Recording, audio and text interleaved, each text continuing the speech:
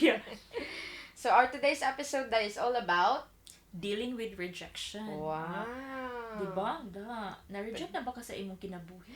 Oo, so many times, countless times. Wow. Grabe Dahil, ka. so have we ever felt rejected in our life? Oh, imong answer. Yes, way.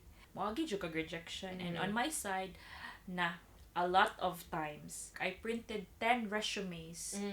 Out of 10, 9 companies rejected me. As in, nakapoy na gid ko sa point nga pagka last na gid nga resume ka nilingkod na lang yung ko dapit sa IT Park na Starbucks na naada yung banner. Would you like to be a part-time barista? Kaya naging-kapoy na jud kay ka ba? You kind of feel like rejected, like, pero you have to see the brighter side of it nga. Maybe it's not meant for you, good. So, mao na ato initial reaction, di ba? Like, I don't know with you, like, you kind of feel sad nga nganong wala man ko nadawat, wala man ko nakuha. What's wrong? Question ka ba, what's wrong?